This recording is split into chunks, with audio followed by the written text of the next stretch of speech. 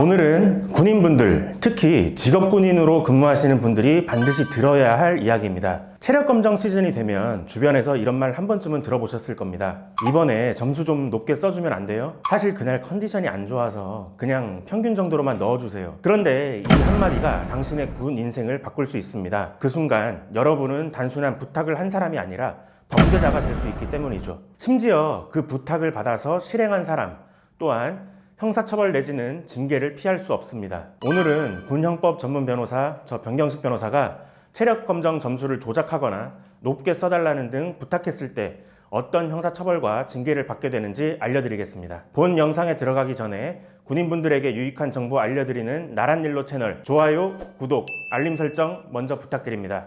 체력검정 부정청탁, 단순한 부탁이 아닙니다. 1년에 한 번 하는 체력검정, 이거 참 은근히 부담되시죠?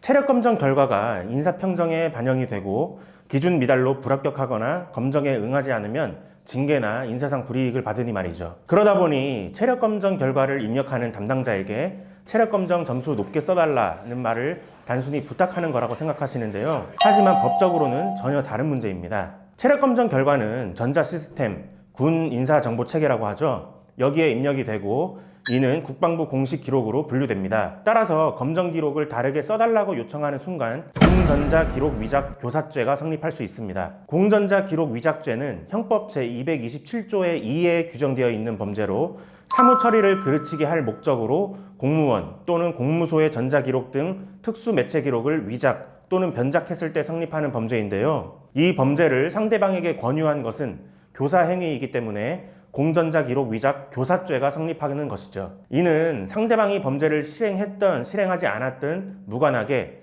10년 이하의 징역형에 처하게 됩니다. 벌금형 없이 징역형으로만 규정되어 있기 때문에 군인들이 본 죄에 연루되어 재판에 넘어간다면 실형, 집행유예 상관없이 무조건 강제전역 대상이 된다고 보시면 됩니다.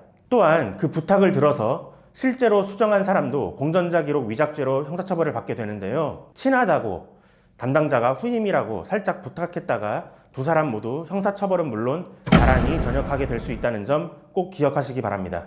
또한 형사처벌뿐만 아니라 징계처분도 뒤따르게 됩니다. 다행히도 형사처벌 단계에서 선처를 받았다 하더라도 문제는 끝나지 않습니다. 징계 절차가 남아있기 때문인데요. 보통은 성실 의무 위반 혹은 품위 유지 의무 위반으로 징계위원회에 회부됩니다. 징계는 견책, 근신, 감봉, 정직, 강등, 해임, 파면 처분이 있죠. 물론 체력검정 한번 잘못한 걸로 해임이나 파면 처분까지는 나오지는 않습니다. 징계 사건을 직접 해보니 감봉이나 정직 처분을 왔다 갔다 하더라고요.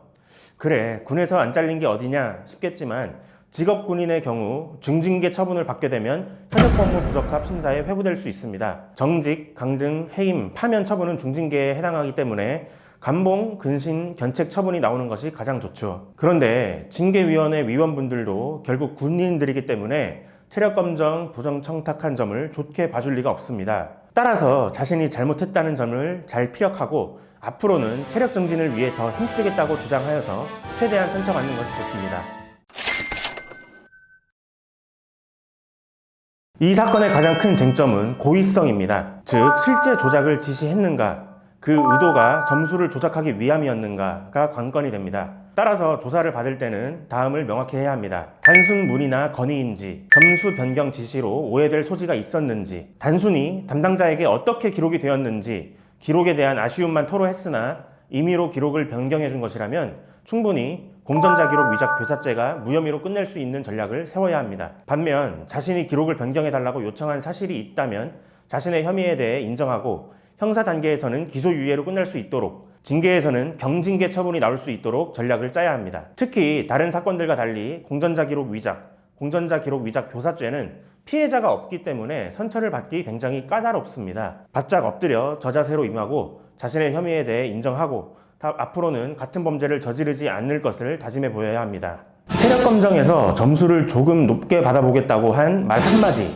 그게 형법상 공전자 기록 위작 교사 그리고 성실 의무 위반으로 인한 징계로 이어집니다. 이건 운동 점수가 아니라 당신의 커리어 점수를 0점으로 만드는 행위입니다. 체력검정 정정당당하게 자신의 실력으로 기록을 세우시기 바라고요. 혹시라도 이런 상황에 놓였다면 혼자 감당하려 하지 마시고 즉시 전문 변호사와 상담 받으시기를 권유드립니다. 저는 법무법인 일로의 변경식 변호사였습니다. 감사합니다.